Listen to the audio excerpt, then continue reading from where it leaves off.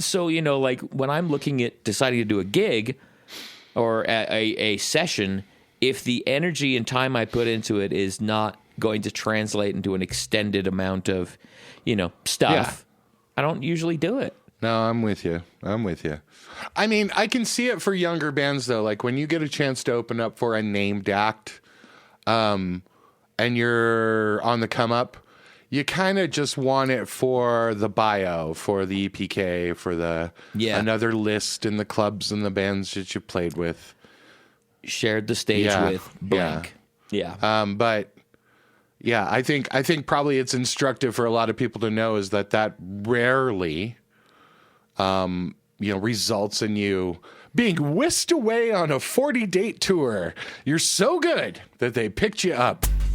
Welcome to 2 Shots and a Royalty Check, brought to you by Venmo, Your Money, Your Move, and Liquid Death, Murder Your Thirst. Let's get back into it. Can you give me one example of that you've heard of that happening? No, not really. I mean, not at a major level. Maybe at a theater level, some bands have been picked up for like a few extra gigs. Now, I will say this: like back in the day, and I don't pretend to know exactly how this works anymore. Yeah. Because a lot of talent buying has changed with theater venue kind of stuff. And especially with COVID, like it's just all up in the air, contracts and stuff. But it used to be that if you could prove out some good numbers at, say, a theater under 1,000 seats, something like that, like a Gothic, those kind of places, if you could prove that out, where it would really help you is when they came back, they would use you as support. We did that. Like, I think we did that with like G Love. Like we got a few gigs from G Love from that sort of thing. Yeah. Like we filled in something at the Bluebird and then we ended up being a support for like Michelob Ultra launch party, like years later with the full band. Mm-hmm. And so, I mean, in that sense, it helps you kind of get their manager number and the band knows you at least, or, you get a party and they're like, they didn't drink all of our beer. Although we did. We did. Yeah. When Greg and I did like an acoustic, we were just talking about this the other day. We did like we got called last minute. I think it was Dolly that did it too. Back in the day, Dolly, I'm not going to say her last name because I think she's out of the game now. But she booked us like last minute because we were doing a bunch of Bluebird gigs with like Furious George and a bunch of different things. What a great band name, by the way. Furious and the George. Monster Groove, yeah. Yep. And so we ended up getting like a last minute call because we were available as a duo and we could come out and do. And we were doing like a rock acoustic duo, which nobody was doing. Mm-hmm. Like if you had acoustic guitars, I was like, oh fuck, here we go with the ballads. But that is not what we played. We came out all waka chicka and very loud dual voices. Nice. And so they called us for it. And so we got there and we thought, oh, we're the opening band. I think the other band was like stuck in the mountains or a flight got ruined or something. Yeah. So we would get those calls a lot and I got to open for a lot of people that way. Yeah. But so we're in the green room and that one at the Bluebird, it's like up above the stage and you can peek out. It's like on that right side. Yeah. It's on the and so, but that wasn't our fucking green room. That was theirs. Yeah. We didn't know that. We just went in because we had played there a bunch. So we're like, what's up? Dick's all swinging. Yeah. We go up there and just demolished their beer. I think we had a few chicks with us. So we were like, what's up? Here, have one. This is the green room life. And we got yelled at because everybody was like, so your green room is downstairs. And did you guys, like after our gig, Greg brought this up just recently. He was like, remember she came to us afterwards and was like, so do you guys want your drink tickets? And we were like, no need.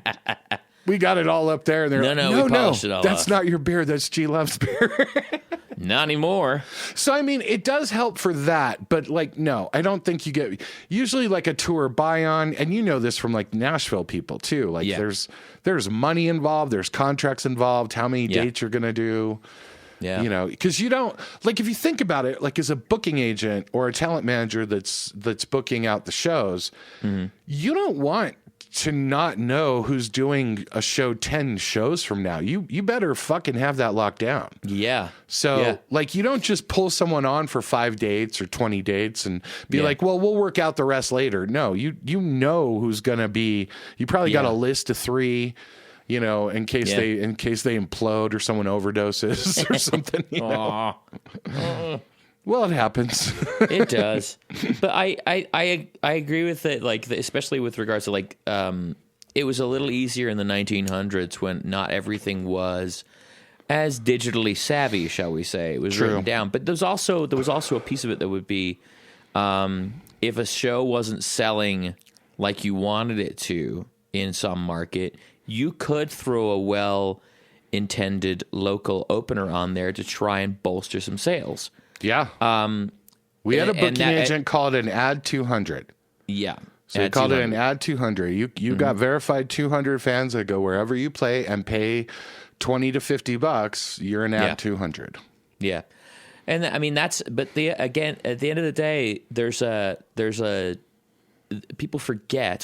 artists forget that the venue is not in the business of discovering new music. Right.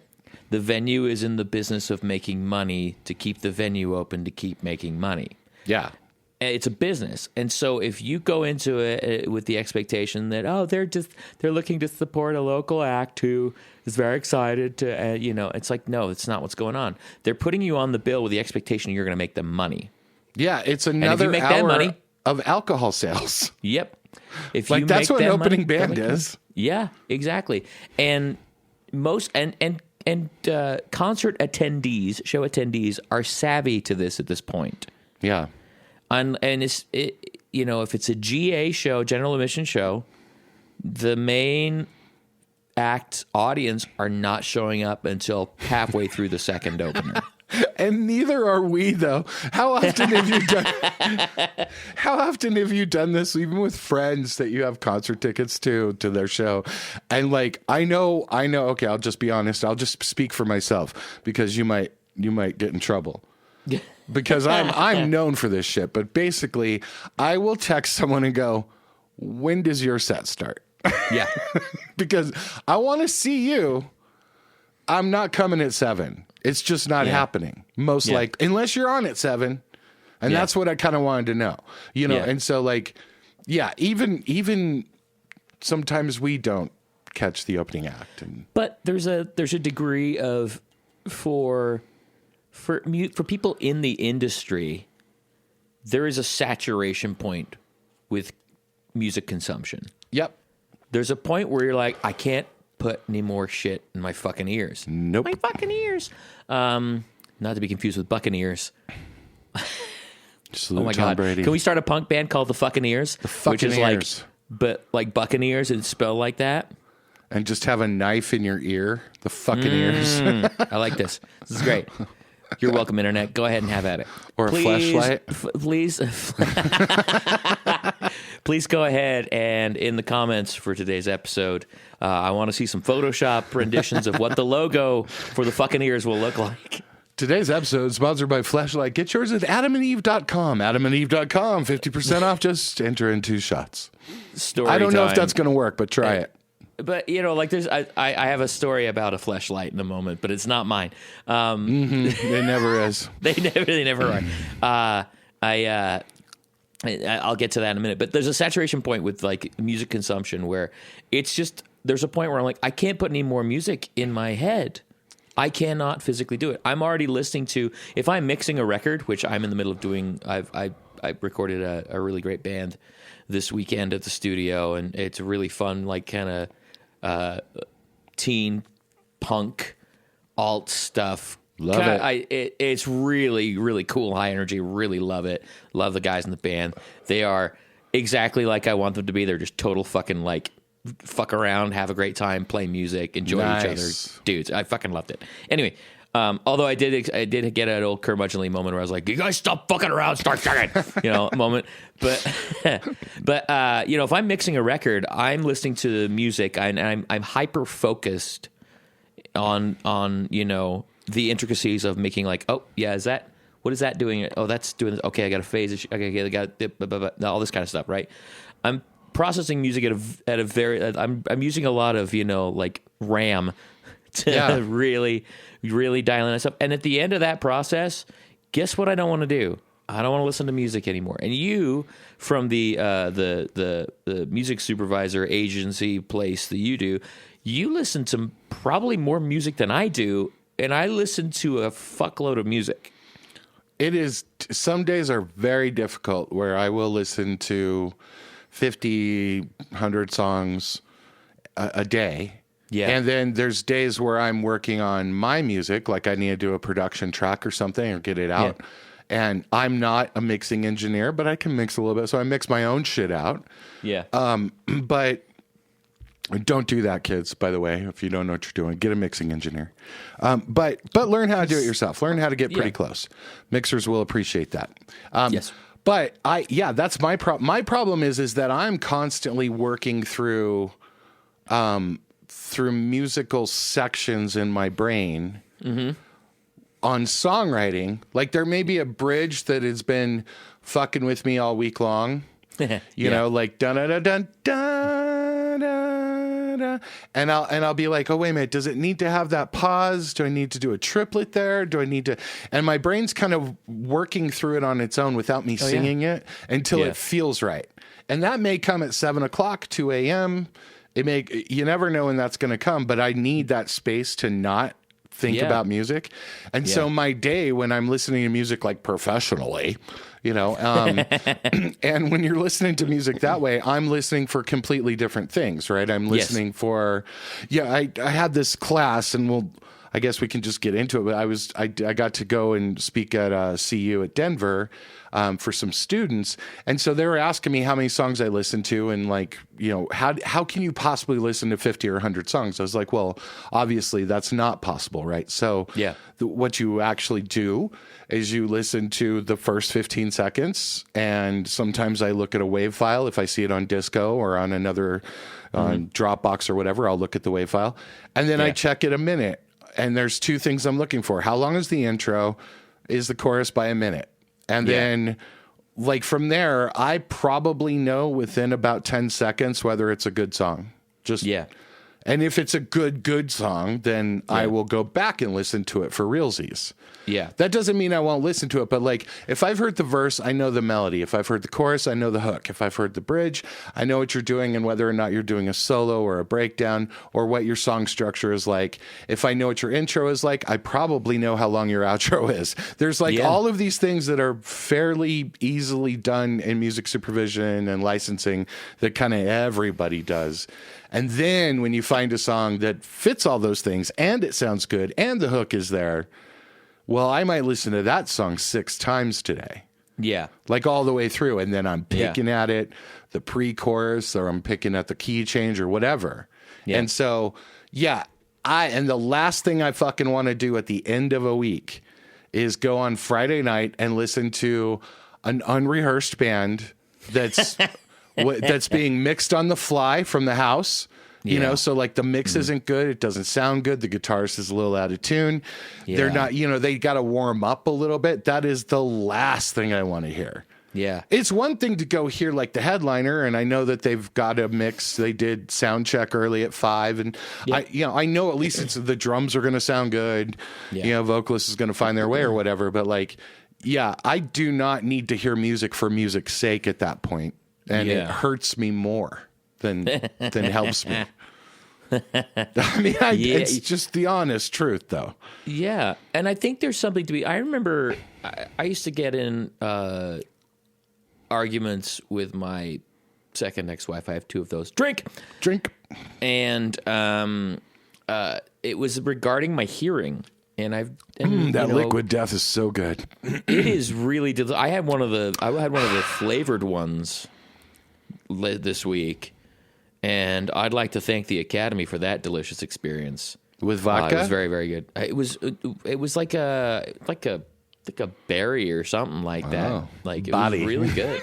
I got it at the local 7-Eleven. Oh, very nice. You know, support local businesses.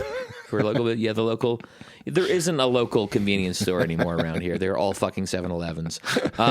But it was because when I would leave the studio, and I had been focusing on and hyper focused on it, not only were my ears tired, my brain was tired. Yeah. Yeah. And my brain will not process certain sounds after a certain point in time. So I'm reading a book. I'm watching some dumb caveman show or Vin Diesel drag 40 trucks through the middle of the sky, or whatever the hell it is I'm watching, because it is easy on my brain, my ears. And then, the next day I'll be able to hear everything just fine. But there's something to be said for, I've had my hearing checked. I've got a little bit of high end loss, but nothing major. But to the point that it's, that's really great for your mixing engineer to admit that, right? But just kidding. No, but like nothing. 2,000. Nothing. Yeah, between 1.5 and 18K is really gone. But no, you don't need it.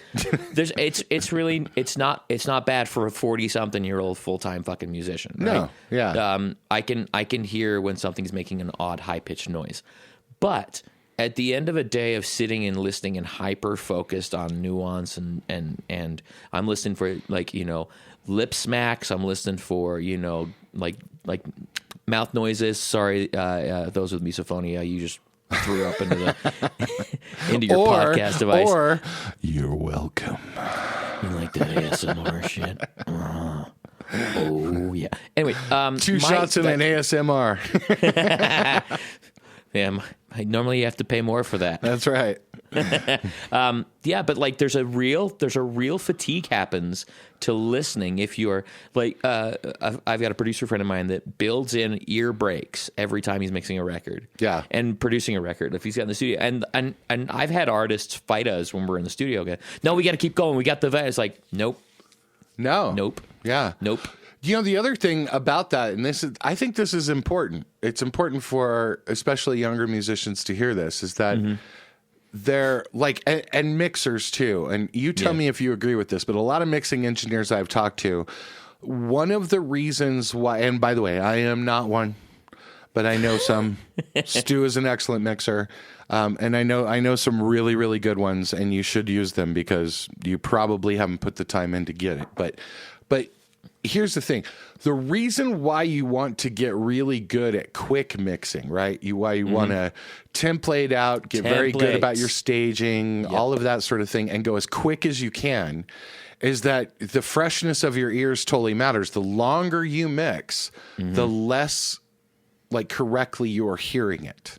Yep. And so it's not about the time it takes you to do it. A lot of times some of the best mixes are turned around in 24 hours or whatever. Chris Lord Algae. Yeah, and that's really only about an hour and a half of work and then reference checking and all the rest of it.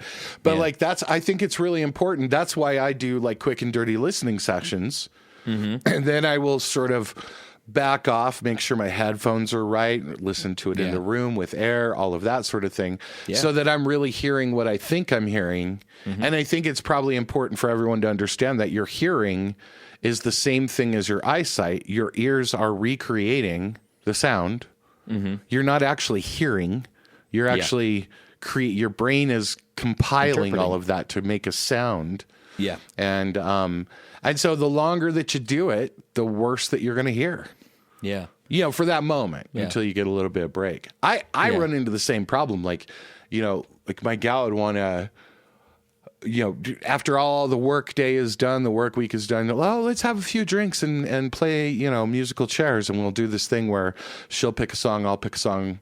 And then we see whether or not those match and then go into another one. And then that might lead you down hip hop and that might lead you into gangster rap and all that. Yeah.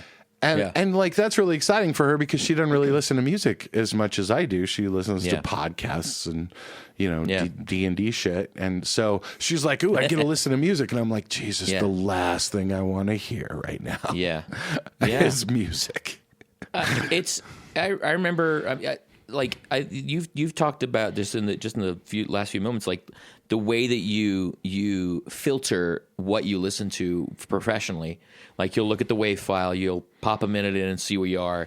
you'll look at the intro and you'll look at the outro, like just to save yourself that time, because your time is very, very valuable. The fact that you even choose to get on a video conference and yell about shit with me for an hour tells me exactly what your time is worth. I'm just kidding. You're the best song I've heard today, Stu. It's the dulcet lilt of my voice. And he just threw up all over me. We're going to need some new SM7s. That one's covered in vomit. But your time is valuable. And it costs a certain amount of money to book you for your time.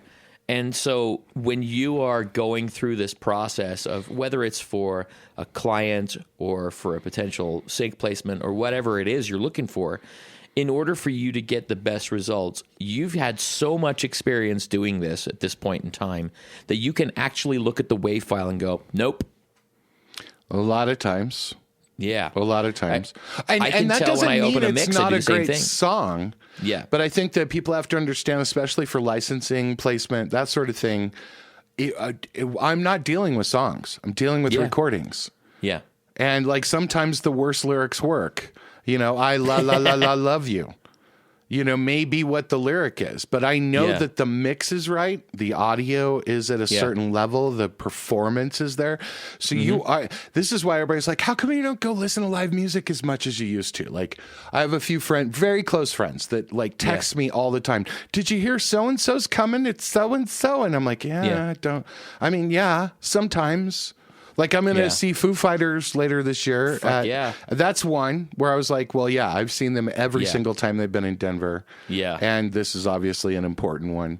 But, just your random I feel like an asshole where I'm like, I don't really need that experience. Yeah. Like, I don't need it. I want it. I like it when it works out well. But they think about it like I need that professionally. And I don't. The last thing I need to do is meet someone at a live gig because I can't do nothing for you. I don't know what your recordings sound like. I don't know what your performances are. I don't know what your rights are. All of that kind of things. I can give you intros and introduce you to other people for better live gigs and stuff, but that's not my world. Yeah. Yeah. But when you're doing I'm going to see, I went and saw Muse a few weeks ago. Yeah. Fucking fantastic. I'm going to see Seal when he comes through here. Oh. Is he doing a symphony thing? No, he's not. He's doing he's got I think the Buggles are opening. Holy so fucking shit, Trevor that's Horn weird. is in his band as well right now, I think. So I'm going to, and Trevor Horn knows my great uncle. They did some work together in London, and so I'm going to try and facilitate some magic to see if I can go and hang out. Go to. But but before, and I'm going to see Extreme because if you don't know what a huge Extreme fan I am, I'm a massive Extreme fan. He's an extremely Extreme fan. Yeah, and they've got Living Color, so I get to see Corey Glover and Vernon Reid as well. And Doug Wimbish. Very excited about this. And then I'm going to go see Queen. I'm going to go see Brian May and Adam Lambert. And I'll probably write my yearly love letter to Adam Lambert for when he goes out on his solo tour saying, hey, if you need whenever you need a white-headed Scotsman to come and be the supporting factor in your band, I will be the musical jockstrap. So who's his guitar? Like, who do we have to take out to get you that gig? I don't know. I think it's somebody that's close to him. So I would love to play music with that guy. Anyway, I think he's fantastic. But leading up to all of those shows, I get a couple of days to go. I'm going to the show. I'm going to take it easy on my ears and my brain for these 2 days so I can go and enjoy this. Yeah. So, I mean, that means I will not be doing any intense mixing or editing or anything like that. And editing and mixing are two different things as far as I'm concerned. Editing is like doing math, and mixing is more like composing. Yeah. So they're two different skills. But to go to those concerts, we get, because they're scheduled so far in advance. It's not like, hey, I'm going to the bar on Friday night to see a band. I'm going to see this show in August. So a couple days before that, I'm going to make sure I got a pretty light schedule so that I don't wear my ears out, so I can go and enjoy this. Wow, a couple of days. That'd be sweet. I can't remember what I was working on, but we just saw the Queen Experience from Britain. Yeah. That was at the Paramount. And it was loud. Man, it was loud. It was great. They were great. They were great at it. But and it was with friends and their kids and stuff, and so it was kind of an event. Yeah. You know, but like part of it, we sat out by the doors, like just having beers because I was like, I just want to listen to it from out here a little bit. Yeah. And it was still so loud you it's couldn't so talk. fucked up, and I'm getting texts like, "Where are you guys? Where are you? You're missing it." And I'm like, I wouldn't say I'm missing it, Bob. Like it was solid Office Space reference. Yeah, but I caught it. I mean, like, but that's the way I wanted to hear it a little bit and see them, and you know, and it was a tough sell for me because I'm like, you've got to be so good to do a Queen tribute act, you know, and it was I've great said no because to a lot of Queen tributes. And the lights that they did, like sort of the early 80 lighting show, The Budokan Parkan thing. And so like those are cheap lights to take on the road now. You know, it's just like five racks basically. Yeah. No lasers or nothing. It's great. Nothing. Yeah. And everybody was like, "Oh, it looks so perfect," and it did. It looked great. They were great. Nice. They were great. Yeah. You but know, the volume does. I get. But this is a. Do you use plugs when you go to shows? Live shows? Yeah. I have some good, really nice ones that I use. See, I don't use those when I go to live shows. I use those cheap, you know, squishies. The foam construction ones? Yeah. I use the squishy ones because I do want to hear more than I normally do. Yeah. Like I want it to be a little bit loud. Yeah. But it needs to be loud enough to go over my tinnitus. Oh, yeah. So well, that's fair. So there's that. But okay, so there's a piece of this. I know we're probably over time on the stopwatch. We tell Rachel, our producer, that we'll be fine. But like when it comes to going to shows like that, everybody seems to have an opinion how we as musicians should enjoy this. Yes. And to which I will say this. Knock it the fuck off. I will enjoy it how I want to enjoy it. Yeah. Yeah. That's all I'm saying. Yeah. But I mean, if I want to enjoy it I get from their outside, point of view. They wanted to enjoy it with me standing there so they could look over and be like, is he liking this? I think that's kind of what it was. Maybe. Which I was. Okay. I texted you back that. I texted you back that. It's fine. But I also was still getting over this injury with my hamstring and all that. And so I had to go up all these stairs. And I was like, I'm down here. Fuck it. I'm going to have a few beers. Yeah. And then I went back. Then I went up and played with the, you know, I danced and did all the things. Yeah. And it was fine. It was, I mean, it was, I won't want to say it was fine. It was great. It was great. Yeah. And it was a school night. So I knew it was going to be over fairly early. Yeah. And I say kids, they're 16-year-olds, you know, they're going to go home and all of that. But so I got to experience it with them, but I wasn't there the whole time, and I get it. But like, that's the way I do. That's the way I do any live shows. I'm not going to just sit there the whole time. No, I'm going to get up and move. I'm going to find me in the smoking lounge. I will be getting beer. Yeah. I want to see the angles.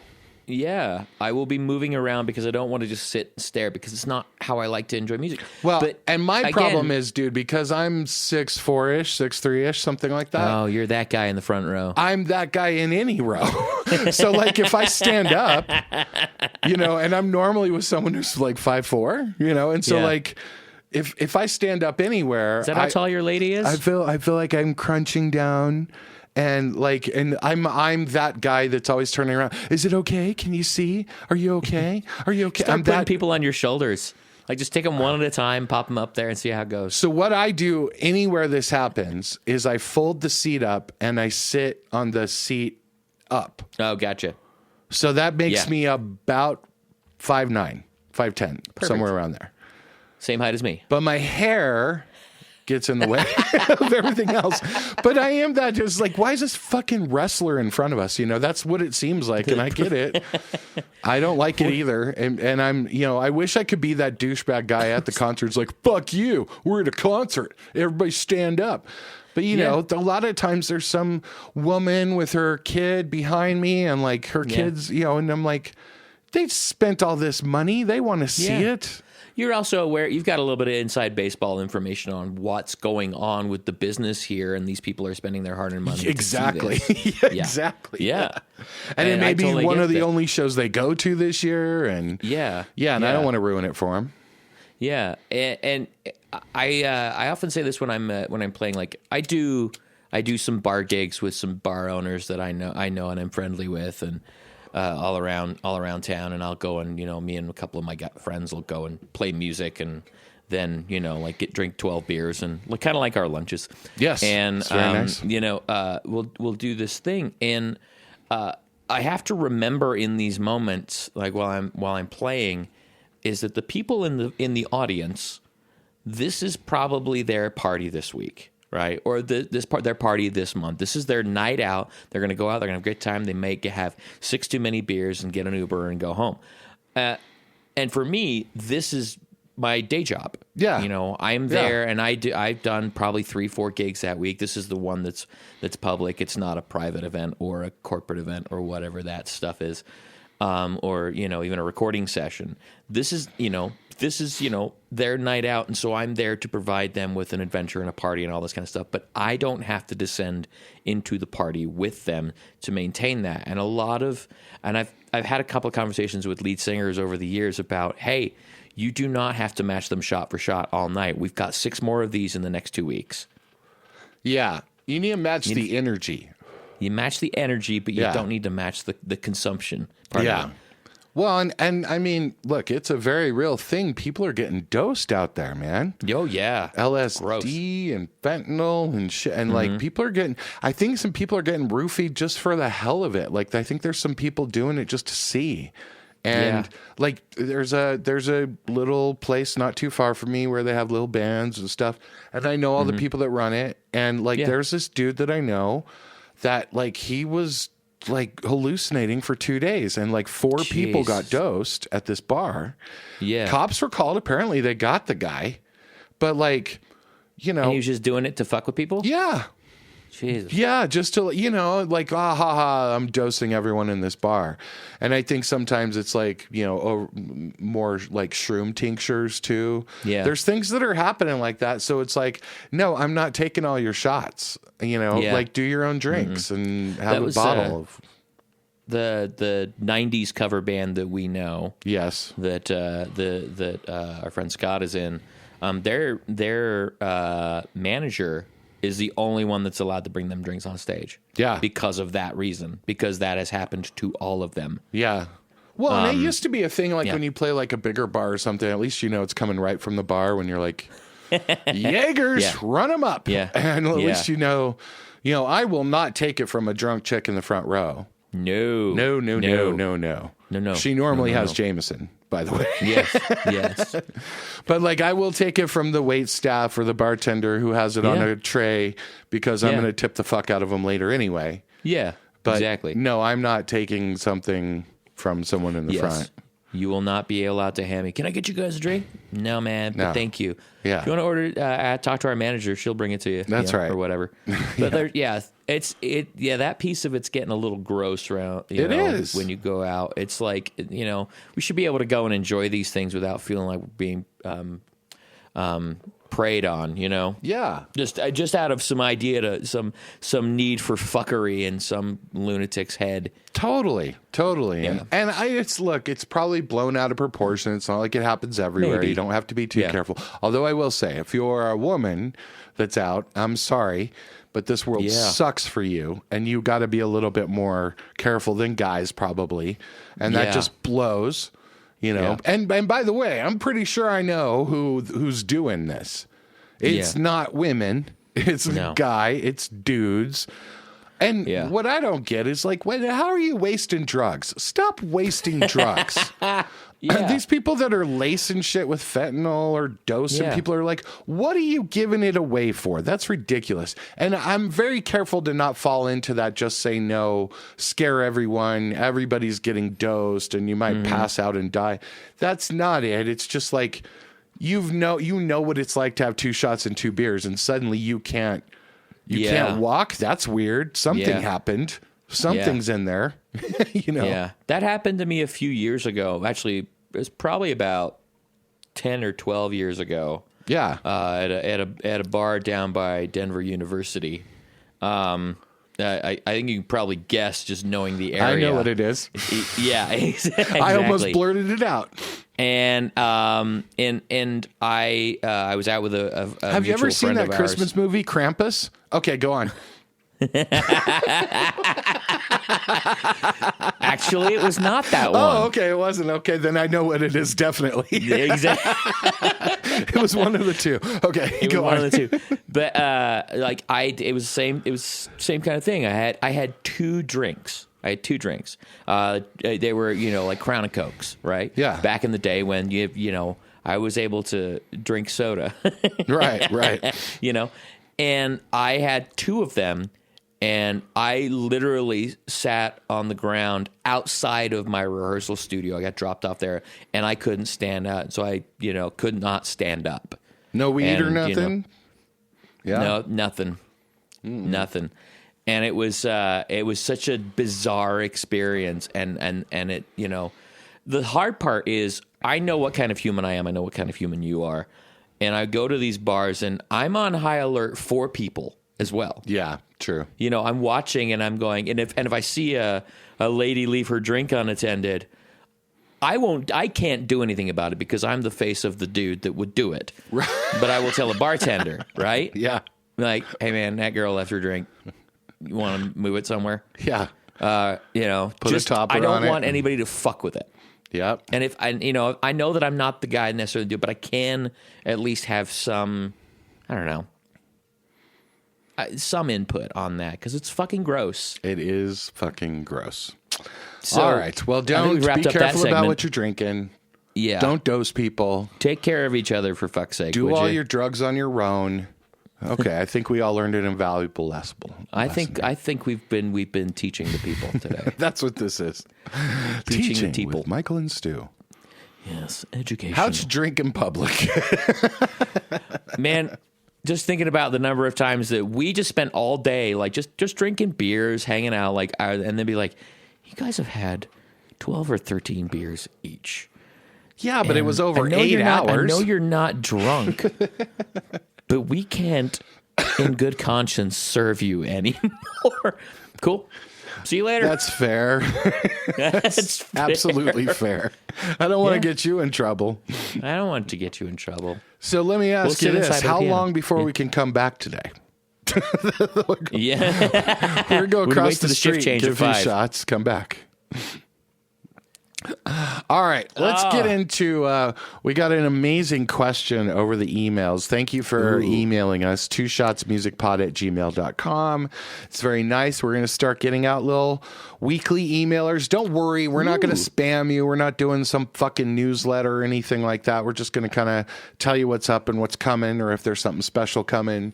And just a way to keep in contact if this all goes down, right? We got to have your email, but Let we us know appreciate where the zombies are attacking next. We want to put out a big trophy right now to Danielle, who is our first email subscriber. We appreciate Danielle. I know. What? I know. I think you know who she is. I'm not think gonna put her on blast with her last name, but she's an incredible person, a talented person. We appreciate it. So. There's that. Okay, cool. So here was the email. It was really long, so give me a second while I jump into this. Hi, love the pod. What the fuck is metadata? Thanks. Wow. Yeah, it's from Bill. I like the conciseness of this. By the way, that's from Bill. Thank you, Bill. I don't know where you're from or what you do. And if you want to put your band on there or something, if you're in a band or if you're an artist or you have a Spotify link, do not send an attachment. Do not attach. That will be a whole nother podcast at some point. But if you want to do that, we'll shout you out. That's what we're about here. So, love the pod. What the fuck is metadata? And I think the F word there is very important. Yeah. Because this is a weird topic Do you want to handle it? You want me to go into it? What do you think? Why don't you get us started? I will offer opinions about things as we fly along. So, all right. So let's go in the general business sense of it. So metadata is a general term. What this means in music is descriptive metadata, and metadata is explaining everything having to do with the recording. So the recording that you are putting out is what the metadata is assigned to, is associated with. Back in the day, you used to open it up in MP3 on iTunes and go to info, and there would be a description box, and you could put it all in there. You can't put it on a WAV file, but there are different categories that you can do this in. What it normally means is when you're loaded, like in today's world, let's just go today's world. In licensing, in places like SongTrader or Disco, there are areas to input this information, and they will generate files that have the metadata associated, embedded in them. And that's very awesome, and you should use that. But what it generally means is when you're loading it up into your distributor, DistroKid, TuneCore, CD Baby, Ditto, AWOL, all of those little areas that you fill in the form, that is what kind of goes in as associated metadata. It becomes like an XML, if you know what that is, that can be pulled out.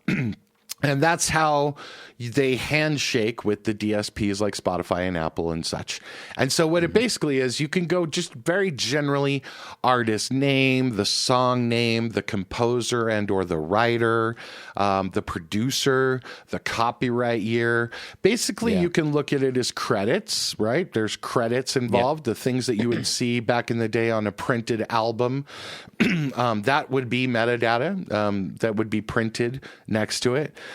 Now, when you get a little bit deeper into it, you're talking about genre. You're talking about the BPM.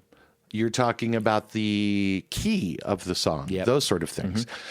When we do, like, so when Stu and I trade songs back and forth, a lot of times on our fake sheet, which you have like the lyrics and the changes, we'll at the very top of it have the preferred tempo and the key that it's in. So you know where you're starting out, and you can kind of set up your DAW the right way. It goes a lot quicker. A lot of producers do that, where you have at least the BPM and the starting key. And you can actually embed that in audio files you send back and forth to each other. Like sometimes if you're opening a file in Pro Tools, it'll ask if you wanted to import the key and the tempo data. Yes. So that so you can actually it actually makes my job as a mixing engineer a lot easier when that data's embedded in the files I'm getting sent. Which is why you really should pay attention to that when you're recording, and don't just leave it on 120. Which we've all done before. And sometimes, the key can be troublesome because it may not be the first note that you play, know, but if there's a question about it, whatever home is probably the key. Whatever feels like home, the tonic, the root. And so to go a little bit deeper into this, in the licensing world, ISRC codes. So the ISRC code is the International Standard Recording Code. That basically is what that song's number is. There will also sometimes be a CAE or an IPI code in there, which is basically your songwriter publishing code from your PRO, your BMI, your ASCAP, that sort of thing. So you will have already registered your song on your PRO and have gotten that number assigned to you, which is an ISWC code, an International Standard Works code. And so these are all things that like a lot of younger artists don't include when you see them on Spotify. Like, why aren't the credits there? I'm telling you, you and I personally, one of the albums you did that I've put on Spotify, we went all the way down to like the second cellist. Yes, we did. We went all the way down. You have background vocals, you have second engineers, mixing engineers, mastering engineers. You can go all the way down on a lot of that. And that is all metadata.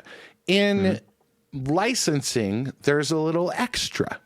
So if you're doing SongTrader or Disco and someone's asking you about this, the extra of the metadata is actually the most important. And that is mood, feel. Yeah.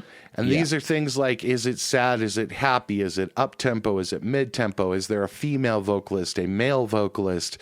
Is there what is the lead instrument part? So is it a guitar driven song, a keyboard driven song? Is there a time that it's in? So you as an artist may not be a 90s artist, but this may be a 90s boy band song.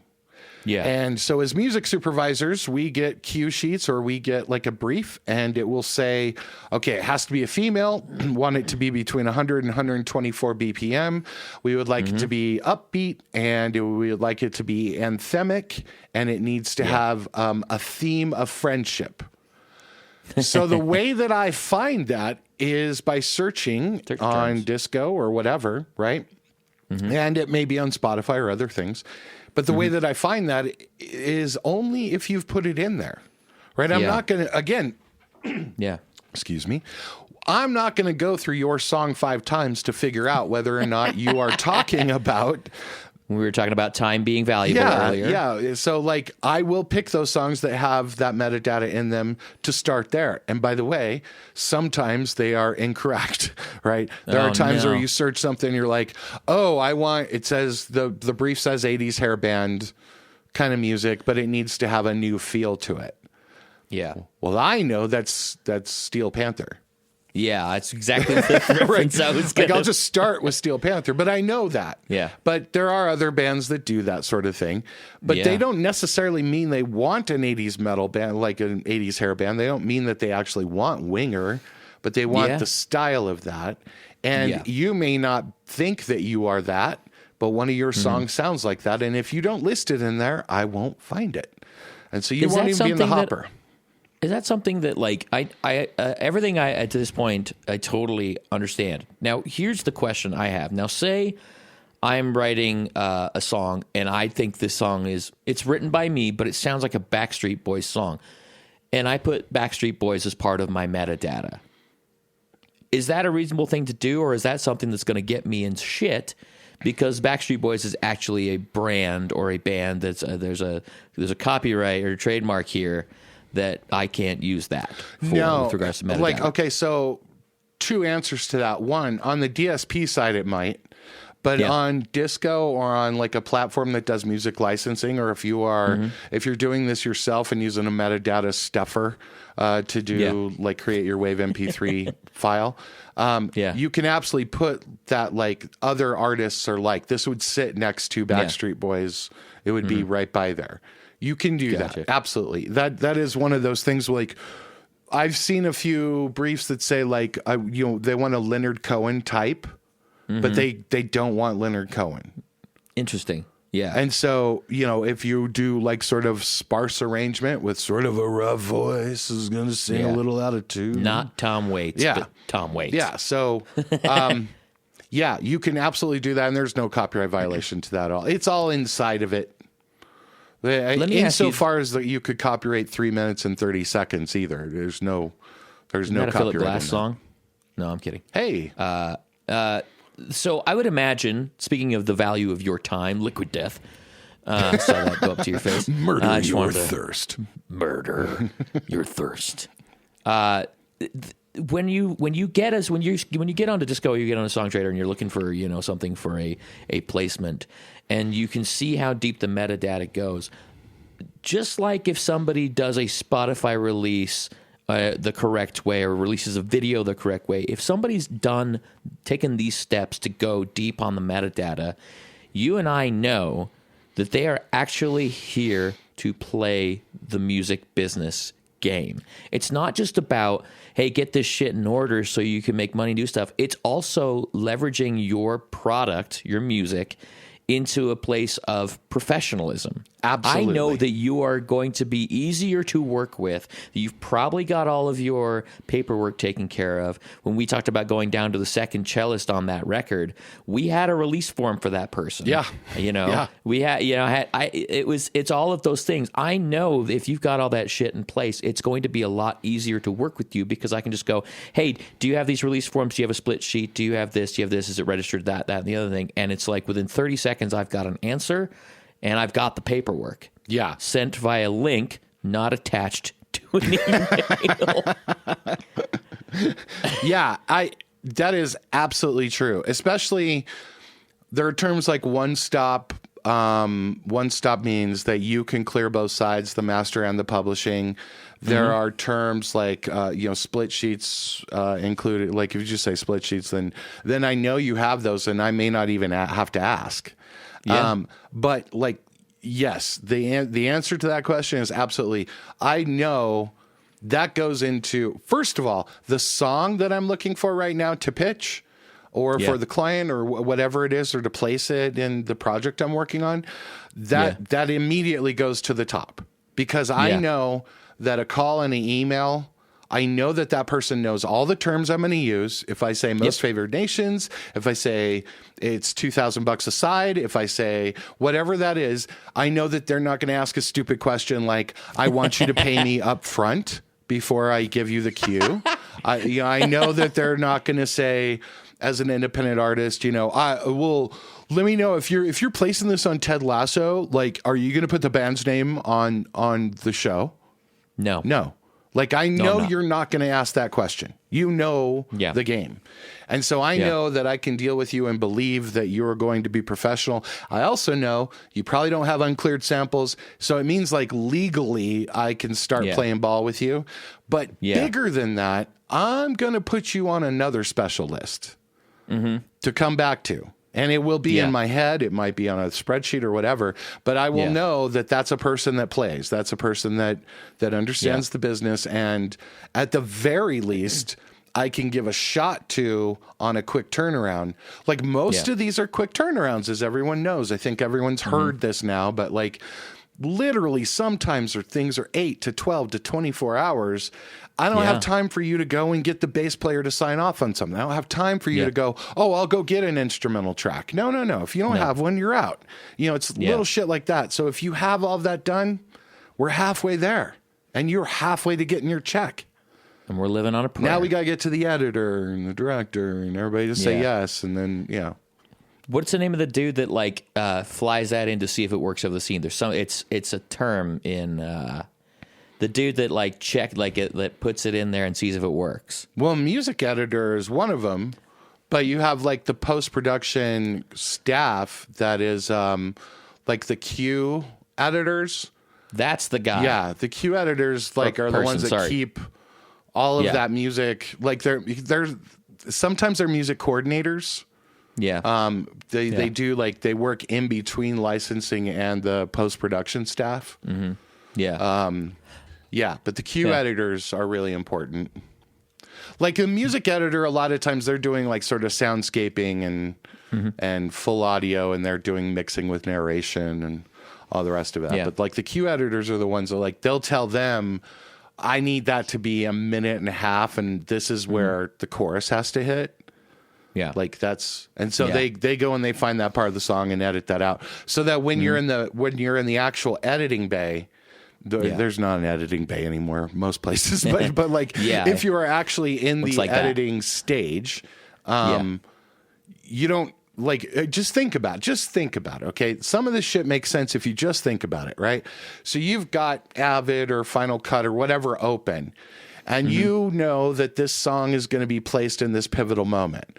Well, you've got a 3.5-minute song over here in your library or on this hard drive that you have saved, and you know these songs have already been, somebody like me has sent them to them on a brief, and so they know they're cleared. And so they take that song. Well, like as an editor, you don't want to take 3.5 minutes and plop it into this 30-second thing, right? So the Q editor is the one that's like, okay, I know how much time that's going to be, and I know what they're actually looking for. They'll chop that song and put it in like a finished file folder. Yeah. And sometimes that's like I said, the music coordinator may deliver it that way. It depends. Yeah. I don't think I've ever had to do a cut when I've delivered. They usually want the whole delivery. And the whole delivery is, the wave, the instrumental, the acapella. And that's why a Q editor has to do what they do, because if you want to pull in that 30 seconds, you got to pull it in on all of them. Yeah. On all three of them. Yeah. So you line them all up, you cut them. Yeah. A lot of times they do it in a DAW and they just drop it out anyway. Yeah. So. Well, it's all so mashed together. I'm going to offer a piece of unsolicited advice to the people of the internet here. with regards to keeping track of your metadata, I, as a professional working songwriter, and Michael as a professional working songwriter / music supervisor / handsome / whatever / stripper, like multi-hyphenate, shall we say, / We're also both strippers. Keep that in mind. Exotic dancers. How dare you? Sex workers is what we're called now. Yep. That's no shame here. No Fucking shame. get after it. I have a spreadsheet. I have an Excel spreadsheet. I have a Google Doc a Google Sheet that has the song title, the artist, the writers, the publishers, the tempo, the key signature, the musicians, whether I have the split sheets or the release forms for an artist that I'm producing with, and then I have the lyrics in a column. You can get it to shrink into there, and you just copy and paste it into stuff. And I have a whole tab for metadata as well. If I'm listening to a song, I go farts, poop, smells, scat, German. I'm just kidding. Like whatever it's gonna be. What are we licensing for Pornhub? for poop porn. Anyway, like I have all that in one place. Yeah. It's one spreadsheet. I've got one for me as an artist. I've got one for every artist that I work with. It's a different tab.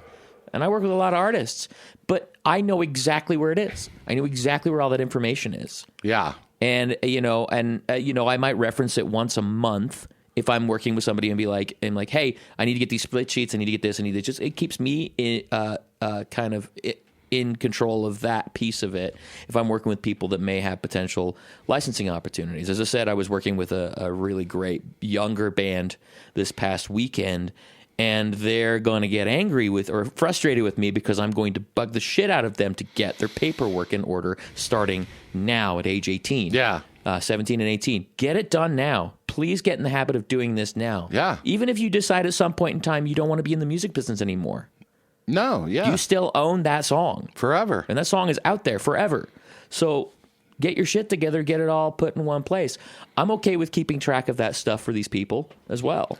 I've got the room. I can handle it. I had this conversation last week with someone that was the difference between being someone who writes songs and a songwriter is your music catalog, is your Excel spreadsheet. Mm-hmm. If you're a songwriter, that is a profession. That is what your ISWC codes. That's knowing what that shit is, what the way that you wrote it, what the tempo was, what the changes are, how many verses in the choruses, all that kind of shit. That's the difference between like someone who's like, anyone can write a song. You can write a song. You could write a great song. Yeah. But the difference is, that's what the difference is like if you're a songwriter, you do the fucking paperwork. Sorry, it's just part of it. TPS reports, man. It's just part of it. And just get used to it. There's a beauty in it. By the way, I have that. My music catalog is on a publishing level. So I have publishers, then the writers, and then the artists associated with the writers, and some of them are co-writers, some of them are us, some of them are just me, some of them are bands I've been in, some of them are writers I have signed that have no piece of. Like it gets madness, but there's keep it organized though. I always find it's a nice way to really get your head out of the creation too. Like when I'm going into the spreadsheet and I'm going through all of it, then I get to go through and be like, oh yeah, this song is more about falling in love and not being in love, or like I can hear it differently too, taking yourself out of the creation when you see it on a spreadsheet and it's boring. It's more data driven for sure. And that's when you get to like anthem and this is the anthem, throw all your hands up. Sorry, just Good Charlotted everywhere. Hey, that's a nice pull. Good Charlotte. Thank you very much. I used to fucking love that band. What was the line? We know where all the rich people are. We should go and fucking rob them. What was that song? It's like from Eat the Rich. This is a really good line. It's so good I don't remember it. You've got the computer open right there. You're Googling it, aren't you? It's just horrible. No. Where the rich people are... Rich people and like we should go and rob them. The thing is like, what's funny is you can't really do this on ChatGPT. Everybody's like, oh, it's going to take over Google. And I'm like, really? I asked ChatGPT when the next Liverpool game was. It didn't have a fucking clue. So there you go. Ah, Liverpool. Lifestyles of the rich and famous. Lifestyles of the rich and famous.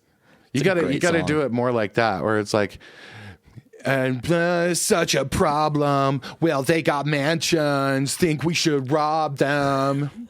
That's it. By the way, Good Charlotte owes Blink-182 $1 every time. Why? Because Blink-182 was before them, wasn't it? Oh God, I may be wrong about this. I think you might be wrong. Oh no. I think Blink-182, I think they might have been, they started popping up around the same time, but mayhaps. Okay. Do you want to guess? Let's play when that band got together. I'm going to guess late 90s. Okay. Do you want to put a year on it? 90s. 97 and 99. 97, 99 for which bands? Which one? 97 for Good Charlotte, 99 for Blink-182. You're very close on Good Charlotte. 1996, Good Charlotte came out and broke out of the scene. Was that when they started, or is that when they started breaking out of things? That's when it says their origin was. 1996, and that's when they were bitten by... That's why when they were bitten by a Vans hat. Probably the first single, I think, was Little Things. Not the Bush song, Little Things. Out of Maryland. Oh. This is Joel and Benji Madden. So 1996. Now, let's find out. Blink-182, if you're out there and you're listening, what's your guess? Was it 1995? No, you're wrong. 1997? No, you're wrong. 1992. Get out. Blink-182 out of Poway, California. That's when they started? That means that Blink-182 was standing in a garage listening to Nirvana going, we could do it different. That's fucking awesome. I love that. Let's do punk music, you guys. I am a very big fan of both of those bands. Yeah. Even when Good Charlotte kind of went like they did some of that, they got some of that electronic shit going on. I don't remember what the fucking record's called, but they kind of moved into kind of a more straight ahead rock with, samples and keys and digital shit going on. And yeah. I loved it. Blink-182 has been together for 30 years. Yeah. Like they're Hall of Fame eligible. That's fucking true. Blink-182 is Hall of Fame eligible. Okay. That now I have to ask, like, how many records they had out before we really were not before we knew. Yeah. Oh, before Enema of the State. Was Enema of the State the first one? No, that was 99. That was the big one. Yeah. They had, Damn It was 97. Mm-hmm. Which is a big song. God. But yeah, it was trying to figure out. They probably did a bunch of demos or something. You know how that works. Yeah. These punk bands, San Diego and such. And now Travis Barker is married to a Kardashian. I mean, Travis Barker is married to a Kardashian, Mark Hoppus beat cancer, and Tom DeLonge is finding aliens with former DOD people. What the fuck is going on here? I love it. I'm glad Mark Hoppus is okay, but Angels and Airwaves and Tom DeLonge, I just fucking love it. Yeah. Please let me know when you find Bigfoot and aliens, because I'm here for it. Totally. Yeah. Anyway. Okay. So it's time for the Sync of the Week. The Sync of the Week. We need to get this sponsored. We still need to get this sponsored. Yeah. But Sync of the Week. So I'm going... Sponsored by Spotify. Sponsored by Spotify. Can't say that. No, we should not say that. We are not sponsored by Spotify. Sponsored by Stargazer Studios. Yeah, I'm going to do $1 later. I'm going to go off the board here a little bit, and I'm doing a trailer because I want people to understand that trailers are awesome sync monies. Fuck yeah. One of the reasons why trailers are awesome sync monies is that, okay, you don't get paid when it's in the theater. Because of some stupid fucking ASCAP rule that we'll get into another time. But but you do get paid when it's used on the trailer on YouTube or played on a video. It's still a sync that's played on that. You get paid a lot of upfront money for trailers because they're kind of single use, but they live on forever. And great trailers are their own artwork, their own art form. And a lot of times trailers will be using independent artists. A lot of times that's when they use, everyone knows of this tired old thing where you take a really hard song and you have like a weepy chick sing it slowly over the trailer as it's going on, you know. So like some chick singing Metallica or something. But sometimes it can be really good. Great covers of Nothing Else Matters lately. And we love trailer editors. We love trailer houses because they do a lot of work for music. So anyway, Ghosted is a new show on Apple. Have not seen it yet. Came out. That's the movie, recently, right? Yes, with one of the Chris's. Chris Evans and Ana de Armas. Ana de Chris Armas. Evans, yeah. Which Chris is it? Captain America and Heidi McHotterson from the last James Bond movie. Yeah. Oh, and she was Marilyn Monroe in Blonde as well. She's fantastic. I haven't seen the movie yet either, but she was on Saturday Night Live recently too. Yeah, awesome. So this movie Ghosted, it's on Apple TV Plus. They have 2 songs. It's a 3-minute trailer. This is the other thing you should realize about trailers is that trailers usually have a red band trailer, and that means it's sort of not restricted. You usually have a theatrical trailer. I usually have like a teaser trailer, which is like half a minute to a minute. This trailer was 3 minutes long, and I'm bringing it up. You can find it on YouTube. Just search for that trailer for Ghosted, and it's there's 2 songs in one trailer. So it's "You Dropped the Bomb on Me" from the Gap Band, and "500 Miles" from the Proclaimers. Great choice. Yeah. Now, here's the company that did it. The reason why I want you to look at this if you're an independent musician is you will find that Skydance is the production company behind it, and that those would be the people that you would try to get a hold of. They probably farm out their trailer work to another trailer company, but some of them do it in-house. But like you're far more likely to get into that realm instead of reaching out to the director or the artist. Do not fucking do that. Don't reach out to the actor and go, I've got a song for your next film, because it was done 6 months to a year ago, first of all. So you're just getting in to get into the flow. Okay. So anyway, Skydance is the production company, 3-minute trailer. And on these 3 to 5 different cuts that they have, each one of them has 1.5 million views. Jeez. So just think about, like, if you're an artist and you're working on this all year long trying to get on a trailer, you may have a song that is played over 1 million times and get paid for it. And that's the difference, right? Between trying to drive people to listen to Spotify or Apple or something like that, or trying to get on a trailer or sync. You get paid for millions of people to hear it. Will it translate? I don't know. Not sure. But you can always use that trailer in your EPK. Let the video people do your video for you, by the way. That's fantastic. So those 2 songs, "You Dropped the Bomb on Me," Gap Band. Here's the other thing about trailers. A lot of times there's not like a music supervisor.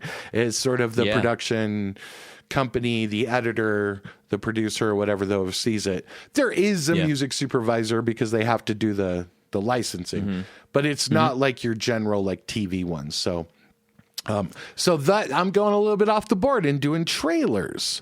So that's my sync of the week. What is yours?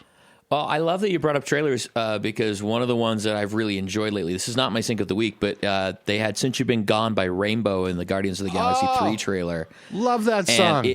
I fucking love that song. The first version of that song I actually heard was Brian May covering it on a live record in like the 1900s. And then I was like, what the fuck? I know this song. I've been on the radio when I was a kid. And and it's a kind of an interesting like orchestral, you know, somebody's hitting an anvil with a mallet every time there's a big cut, you know, and they show the planet exploding in a Marvel movie. But it was really cool I love that chorus. It's so good. And that was Jolene Turner singing on that one, right? I think so, yeah. But my sync of the week is an interesting one for me because it has something it was a band I discovered very honestly, but I'm rewatching Shameless, and I was watching the pilot, and towards the end of the episode, the scene itself isn't anything major, but the music that was going, like, really kind of brought me back probably about 7 or 8 years. And I had this beautiful, I'm a fan of feelings, whatever the feelings are. And I had this, beautiful sense of melancholy while I was sitting watching it. Ooh. And I know that most people would be like, well, that sounds sad. But I was sitting there and I'm going, this music has really putting me in a mood to really receive the drama of the scene and anything. And it was a song called Never Too Late by The Rescues. They're an LA band. Ooh, nice. And it wasn't even the vocals. It was just there's a really cool lilting keyboard line that goes through it. And I'm listening to it and I'm going, oh, I know this song, and it kind of put me in the right headspace to watch the show. But I saw that band open for another band. They just happened to be on tour with another band, and they were playing at the Bluebird Theater very close to my house. And I wandered in early because I had nothing else to do, or I was trying to escape the house. I was probably fighting with my ex-wife. I have 2 of those. Drink. And and I walked in and saw this really, really great band, 5 killer lead singers, keyboard, guitar, bass, drums. They all sang. Wow. And then the last thing they did was an a cappella piece on the front of the stage called My Heart With You. And and they absolutely murdered the living shit out of every other band that was on that bill. They were so good.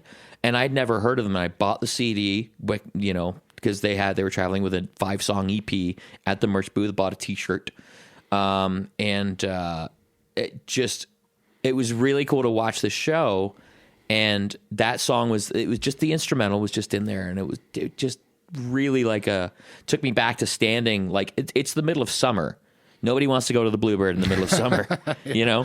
And so the lights streaming in the back doors, and I can see this band standing on stage singing this song. Oh, awesome. And so it wasn't just about the show. It was about where the song took me to with regards to what I was watching. It was just such a really, really, really great moment. And so the Rescues, I don't know if they're still together, but they put out a couple of really great records that are wonderful. So highly recommended.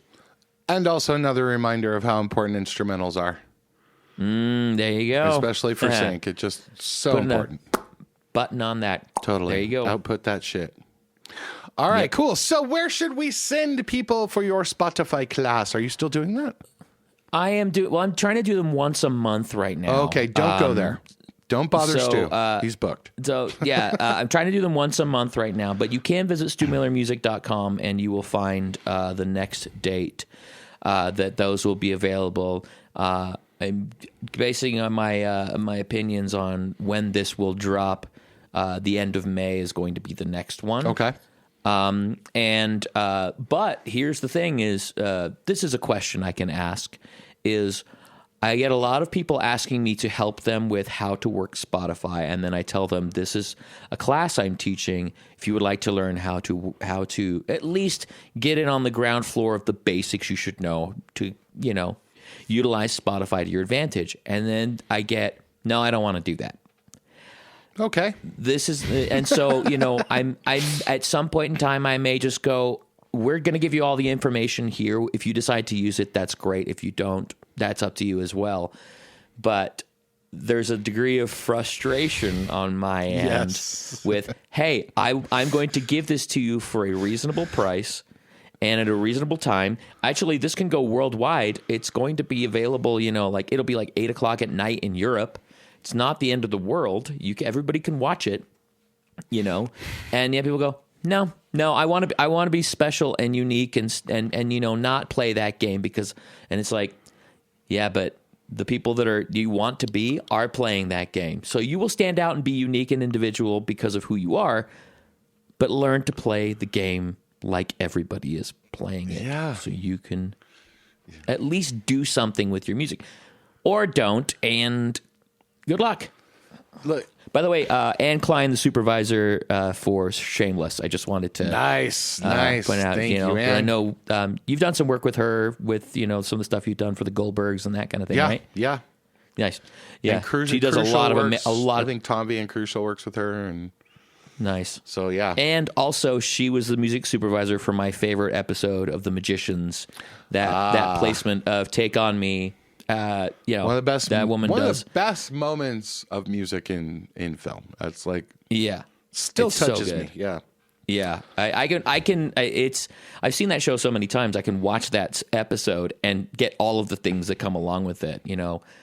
I understand that, like, this is like prog music for me. In order for me to get the big payoff at the end of Awakened by Yes, I have to listen to all 19 fucking minutes of it, Yeah. And it really does work for me. I put it on, and then when Rick Wakeman, flaps his cape and the organ comes in, I'm just like, oh yeah, there it is. Magic payoff. But like, there's a couple of things, that I've heard or listened to or seen enough times that I can still get the payoff. Like, Keb Mo's version of America the Beautiful in the finale of The West Wing. Oh, yeah. That was really good. It's so good. Yeah. Anyway, those are all my things. All right, well, let's wrap this sucker up. So remember to rate and subscribe us. Subscribe to us. Subscribe us either way. Give us 5 stars. Leave a hilarious comment. Yeah. Cuss words are highly suggested on Apple. We got a bunch of people listening on Apple now. Nice. We got some on Spotify. We're supposed to. Spotify tells me we have to get 100 more people to listen to us on Spotify. So go ahead and follow us on Spotify and listen once, and maybe we'll fool them. But like wherever, I'm going to do that right now. Do I? I know. I should be the. Why the fuck am I? I know, but we are on Stitcher and Odyssey and fucking some of the other big ones that are out there. iHeart. We're on all of them. Radio. Oh my God, Pocket. I typed in 2 shots. It was the first thing that popped out. Hey, that's very nice. And so you can follow us everywhere at 2ShotsMusicPod. We will be doing a little bit more on TikTok in the next coming weeks. And thank you for all the new people checking us out on YouTube. Really appreciate that. And until the next time, we hope you make some great music, and we will talk to you soon. Yay. Please write some great songs. Love you. Bye. Love you. Bye.